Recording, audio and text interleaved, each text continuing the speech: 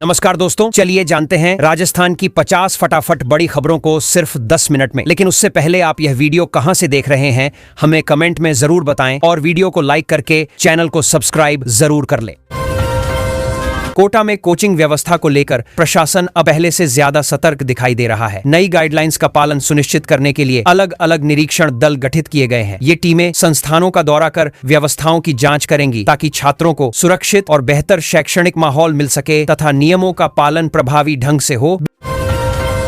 बीकानेर से ऊर्जा क्षेत्र के लिए बड़ी तैयारी की खबर सामने आई है। सौर ऊर्जा उत्पादन बढ़ाने के उद्देश्य से राज्य सरकार ने अतिरिक्त भूमि आवंटन की प्रक्रिया शुरू कर दी है। इससे नए सोलर प्लांट लगाने का रास्ता आसान होगा और प्रदेश में स्वच्छ ऊर्जा उत्पादन क्षमता बढ़ाने की दिशा में महत्वपूर्ण कदम माना जा रहा है। एक ऐसी योजना पर तेजी से काम चल रहा है जो लाखों घरों तक सीधे असर डालती है। मुख्य सचिव ने सभी जिला कलेक्टरों को जल जीवन मिशन की प्रगति की समीक्षा करने के निर्देश दिए हैं। अधिकारियों से कहा गया है कि हर घर तक पेयजल पहुंचाने के लक्ष्य को समयबद्ध तरीके से पूरा करने के लिए नियमित निगरानी की जाए।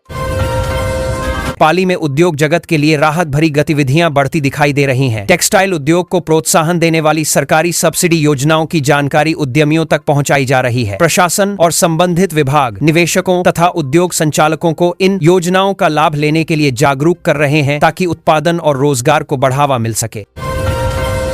भीलवाड़ा के किसानों के लिए एक नई सुविधा शुरू होने जा रही है। डेयरी व्यवसाय को आधुनिक बनाने के लिए नई मशीनरी खरीदने पर अनुदान देने की तैयारी की गई है। इससे पशुपालकों को दूध उत्पादन और प्रसंस्करण में मदद मिलेगी तथा आधुनिक तकनीक अपनाने के लिए आर्थिक सहयोग भी उपलब्ध कराया जाएगा। अचानक किसानों के लिए अच्छी खबर सामने आई है। सीकर में रबी फसल की तैयारी को देखते हुए उन्नत बीज वितरण कार्यक्रम शुरू कर दिया गया है। अचानक किसानों के लिए कृषि विभाग किसानों तक बेहतर गुणवत्ता वाले बीज पहुंचा रहा है ताकि उत्पादन क्षमता बढ़ सके और खेती में आधुनिक तकनीकों का उपयोग अधिक प्रभावी तरीके से हो सके। झालावाड़ के संतरा उत्पादक किसानों के लिए महत्वपूर्ण पहल शुरू हुई है। बागवानी को बढ़ावा देने के उद्देश्य से तकनीकी प्रशिक्षण कार्यक्रम आयोजित किए जा रहे हैं। विशेषज्ञ किसानों को उत्पादन बढ़ाने, फसल की गुणवत्ता सुधारने और आधुनिक कृषि पद्धतियों के बारे में जानकारी दे रहे हैं ताकि बागवानी क्षेत्र को मजबूती मिल सके। नागौर में पशुपालकों के लिए राहत और सुविधा दोनों साथ लेकर एक अभियान शुरू हुआ है। विभिन्न स्थानों पर पशु स्वास्थ्य शिविर लगाए जा रहे हैं जहां पशुओं की जांच, उपचार और जरूरी सलाह दी जा रही है। पशुपालन विभाग का उद्देश्य पशुओं को स्वस्थ रखना और पशुपालकों को बेहतर सेवाएं उपलब्ध कराना है। जोधपुर का ऐतिहासिक मेहरानगढ़ किला एक बार फिर चर्चा में है। पर्यटकों की सुविधा को ध्यान में रखते हुए शाम के लाइट एंड साउंड शो की टाइमिंग में बदलाव किया गया है। नई समय सारणी के अनुसार दर्शक अब बेहतर तरीके से इस कार्यक्रम का आनंद ले सकेंगे और किले के इतिहास को रोचक अंदाज में जान पाएंगे। उदयपुर की झीलों को लेकर प्रशासन पूरी तरह सतर्क नजर आ रहा है। गर्मी के मौसम में जल स्तर बनाए रखने के लिए विशेष मॉनिटरिंग की जा रही है। संबंधित विभाग लगातार स्थिति पर नजर रख रहे हैं ताकि झीलों में पर्याप्त पानी बना रहे और शहर की जल आवश्यकताओं पर किसी तरह का दबाव न आए। अजमेर में प्रसिद्ध पुष्कर मेले की तैयारियां अभी से शुरू हो गई हैं। आयोजन को बेहतर बनाने के लिए प्रशासन और पर्यटन विभाग की संयुक्त बैठक आयोजित की गई। इसमें व्यवस्थाओं, समय, आयोजन, मासिया, पर्यटकों की सुविधाओं और सुरक्षा संबंधी पहलुओं पर विस्तार से चर्चा की गई ताकि मेले का आयोजन सुचारू रूप से किया जा सके। राजस्थान में आगामी त्योहारों को देखते हुए सुरक्षा व्यवस्था को और मजबूत किया जा रहा है। पुलिस विभाग ने राज्य भर में अतिरिक्त सतर्कता बरतने और सुरक्षा इंतजाम चाक चौबंद रखने के निर्देश जारी किए हैं। संवेदनशील क्षेत्रों में निगरानी बढ़ाने के साथ पुलिस बल को भी आवश्यक दिशा निर्देश दिए गए हैं। जैसलमेर के सम के धोरों से पर्यटन क्षेत्र के लिए नई खबर आई है। पर्यटकों को आकर्षित करने के उद्देश्य से नई एडवेंचर गतिविधियों को अनुमति दी गई है। इससे आने वाले पर्यटक रेगिस्तान में रोमांचक अनुभव ले सकेंगे और पर्यटन क्षेत्र से जुड़े स्थानीय लोगों को भी नए अवसर मिलने की उम्मीद है। अलवर के औद्योगिक क्षेत्रों में बिजली आपूर्ति को बेहतर बनाने की तैयारी शुरू हो गई है। डिस्कॉम ने अतिरिक्त ट्रांसफार्मर लगाने की घोषणा की है ताकि उद्योगों को निर्बाध बिजली मिल सके। अधिकारियों का कहना है कि इससे उत्पादन कार्य प्रभावित होने की संभावना कम होगी और बिजली व्यवस्था अधिक मजबूत बनेगी।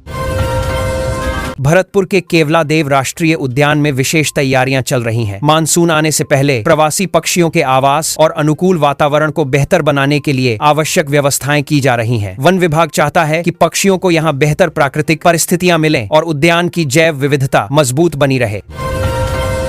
टोंक में पेयजल संकट से निपटने के लिए जलदाय विभाग ने नई व्यवस्था लागू की है। प्रभावित क्षेत्रों में टैंकरों के माध्यम से पानी की आपूर्ति बढ़ाने का निर्णय लिया गया है। अधिकारियों का कहना है कि जरूरत वाले इलाकों तक नियमित पानी पहुंचाने के लिए अतिरिक्त संसाधन भी लगाए जा रहे हैं।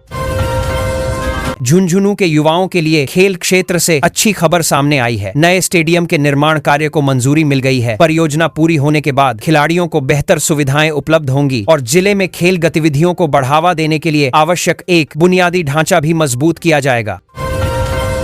चित्तौड़गढ़ की ऐतिहासिक विरासत को सुरक्षित रखने के लिए विशेष अभियान शुरू हुआ है। पुरातत्व विभाग ने धरोहर स्थलों का विस्तृत सर्वे शुरू किया है। इसका उद्देश्य ऐतिहासिक संरचनाओं की वर्तमान स्थिति का आकलन करना और संरक्षण संबंधी आवश्यक कदमों की पहचान करना है, ताकि धरोहरों को सुरक्षित रखा जा सके। माउंट आबू में पर्यटकों की लगातार बढ़ती संख्या ने प्रशासन की चिंता बढ़ा दी थी। इसी को देखते हुए नई यातायात प्रबंधन योजना लागू की गई है। इसका मकसद सड़कों पर दबाव कम करना, वाहनों की आवाजाही को व्यवस्थित रखना और पर्यटकों को यात्रा के दौरान बेहतर सुविधा उपलब्ध कराना है। गंगानगर में किसानों के लिए सबसे अहम विषय पानी को लेकर नई व्यवस्था की गई है। नहरी पानी की उपलब्धता सुनिश्चित करने के लिए सिंचाई विभाग ने मॉनिटरिंग कंट्रोल रूम स्थापित किया है। यहां से जल वितरण की निगरानी की जाएगी, ताकि जरूरत वाले क्षेत्रों तक समय पर पर्याप्त पानी पहुंच सके। धौलपुर में चंबल नदी के किनारे पर्यटन विकास की दिशा में महत्वपूर्ण कदम बढ़ाया गया है। इको टूरिज्म परियोजना को राज्य सरकार से मंजूरी मिल चुकी है। इस योजना के तहत प्राकृतिक वातावरण को सुरक्षित रखते हुए पर्यटन सुविधाओं का विकास किया जाएगा, ताकि क्षेत्र की पहचान और मजबूत हो सके। बाड़मेर में औद्योगिक गतिविधियां तेजी से बढ़ती दिखाई दे रही हैं। तेल रिफाइनरी के आसपास सहायक उद्योगों के लिए औद्योगिक पार्क विकसित करने का काम तेज गति से चल रहा है। प्रशासन और संबंधित एजेंसियां परियोजना को समय पर पूरा करने के प्रयास में जुटी हैं, ताकि निवेश और उद्योगों को बढ़ावा मिल सके। डूंगरपुर में आदिवासी कला और संस्कृति को नई पहचान देने की तैयारी शुरू हो गई है। नए सांस्कृतिक केंद्र का शिलान्यास किया गया है, जहां स्थानीय परंपराओं, लोक कलाओं और सांस्कृतिक गतिविधियों को प्रोत्साहन मिलेगा। यह केंद्र क्षेत्र की सांस्कृतिक विरासत को संरक्षित करने और नई पीढ़ी तक पहुंचाने में मदद करेगा। रणथंभौर के आसपास कुछ ऐसा हो रहा था जिस पर प्रशासन की नजर लगातार बनी हुई थी। सवाई माधोपुर में टाइगर रिजर्व क्षेत्र के आसपास अवैध निर्माणों को रोकने के लिए सख्त कदम उठाए गए हैं। अधिकारियों ने स्पष्ट किया है कि संरक्षित क्षेत्र की सुरक्षा और पर्यावरण संतुलन बनाए रखने के लिए नियमों का कड़ाई से पालन कराया जाएगा। आज सुबह मौसम ने अचानक करवट ली और हरियाणा के कई इलाकों में बादल छा गए। मौसम विभाग ने राज्य के अधिकांश हिस्सों में हल्की बारिश की संभावना जताई है। लंबे समय से पड़ रही गर्मी के बीच इस बदलाव से लोगों को कुछ राहत मिलने की उम्मीद है। किसान भी मौसम की गतिविधियों पर लगातार नजर बनाए हुए हैं और प्रशासन सतर्क है। गुरुग्राम के कई इलाकों में सुबह लोगों को परेशानी का सामना करना पड़ा, जब अचानक बिजली आपूर्ति प्रभावित हो गई। तकनीकी खराबी के बाद विभाग की टीमें तुरंत मौके पर पहुंची और मरम्मत का काम शुरू किया गया। कई स्थानों पर वैकल्पिक व्यवस्था भी की गई, ताकि जरूरी सेवाएं प्रभावित न हो। अधिकारी लगातार स्थिति पर नजर रखे हुए हैं। फरीदाबाद में बढ़ती गर्मी और तेज धूप के कारण नगर निगम ने विशेष कदम उठाए हैं। शहर की मुख्य सड़कों पर नियमित पानी का छिड़काव करने के निर्देश दिए गए हैं, ताकि धूल कम हो और लोगों को राहत मिल सके। निगम की टीमें अलग अलग क्षेत्रों में निगरानी कर रही हैं और व्यवस्थाओं को बेहतर बनाने में जुटी हुई हैं।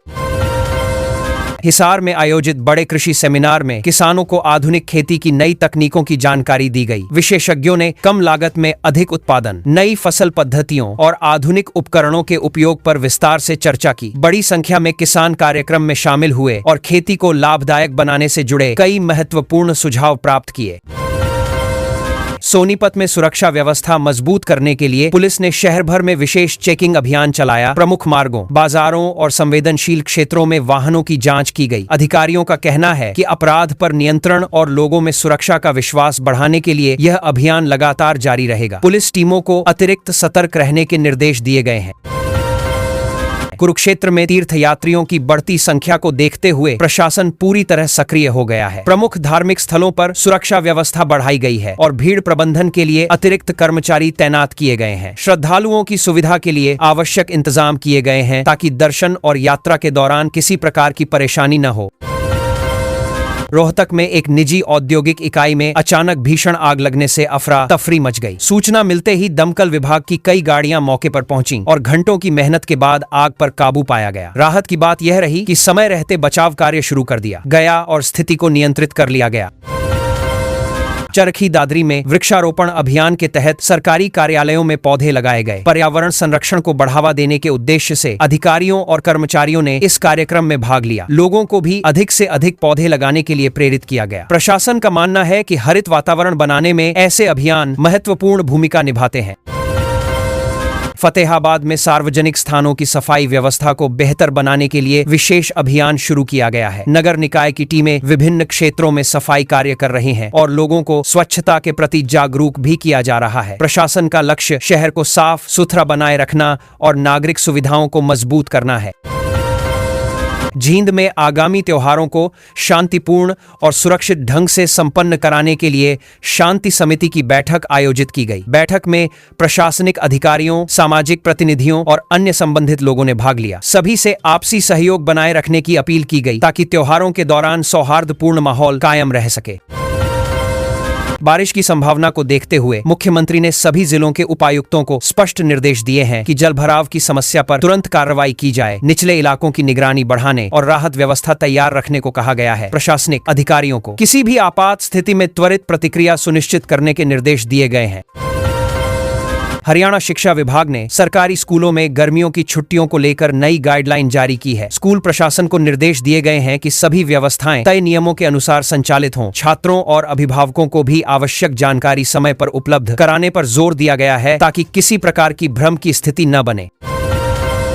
हरियाणा सरकार ने स्वास्थ्य विभाग को डेंगू और मलेरिया जैसी मौसमी बीमारियों से निपटने की तैयारियां अभी से शुरू करने के आदेश दिए हैं। संबंधित अधिकारियों को सफाई, जागरूकता और रोकथाम से जुड़े कार्यक्रम तेज करने के निर्देश मिले हैं। स्वास्थ्य विभाग संभावित चुनौतियों को देखते हुए विभिन्न स्तरों पर तैयारियों की समीक्षा कर रहा है।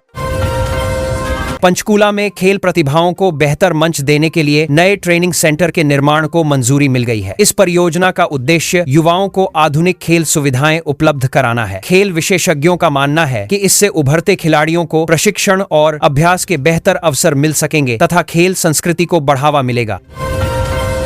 हरियाणा रोडवेज ने यात्रियों की सुविधा बढ़ाने के लिए कुछ नए रूटों पर बसों की संख्या बढ़ाने का फैसला किया है। बढ़ती यात्री संख्या और मांग को देखते हुए यह कदम उठाया गया है। विभाग का कहना है कि इससे यात्रा अधिक सुगम होगी और लोगों को समय पर परिवहन सुविधा उपलब्ध कराने में मदद मिलेगी।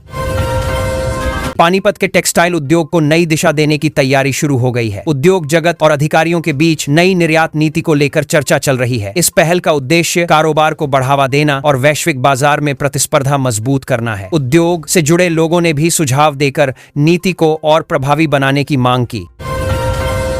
भिवानी के कई गांवों में पेयजल संकट को देखते हुए प्रशासन ने विशेष व्यवस्था लागू की है। प्रभावित क्षेत्रों में टैंकरों के माध्यम से पानी पहुंचाया जा रहा है ताकि लोगों को दैनिक जरूरतों के लिए परेशानी न हो। अधिकारी लगातार हालात की समीक्षा कर रहे हैं और जलापूर्ति व्यवस्था को सुचारू बनाए रखने पर जोर दे रहे हैं। कैथल में किसानों ने अपनी विभिन्न मांगों को लेकर स्थानीय प्रशासन को ज्ञापन सौंपा। किसानों ने कृषि से जुड़े मुद्दों और सुविधाओं पर ध्यान देने की मांग रखी। प्रशासनिक अधिकारियों ने उनकी बात सुनी और उचित स्तर पर विचार करने का आश्वासन दिया। किसान संगठनों ने कहा कि वे अपनी समस्याओं को शांतिपूर्ण तरीके से उठाते रहेंगे। रेवाड़ी में हाईवे पर यातायात को अधिक सुरक्षित और व्यवस्थित बनाने के लिए नई ट्रैफिक लाइटें स्थापित की गई हैं। लंबे समय से यहां वाहनों की आवाजाही को लेकर शिकायतें सामने आ रही थीं। नई व्यवस्था लागू होने के बाद यातायात नियंत्रण में मदद मिलने की उम्मीद है। प्रशासन ने लोगों से नियमों का पालन करने की अपील भी की है। सिरसा में नशा विरोधी अभियान के तहत जागरूकता रैली निकाली गई, जिसमें बड़ी संख्या में युवाओं और सामाजिक संगठनों ने भाग लिया। रैली के माध्यम से लोगों को नशे के दुष्प्रभावों के बारे में जानकारी दी गई। प्रशासन का कहना है कि समाज को नशा मुक्त बनाने के लिए ऐसे कार्यक्रम आगे भी लगातार आयोजित किए जाएंगे।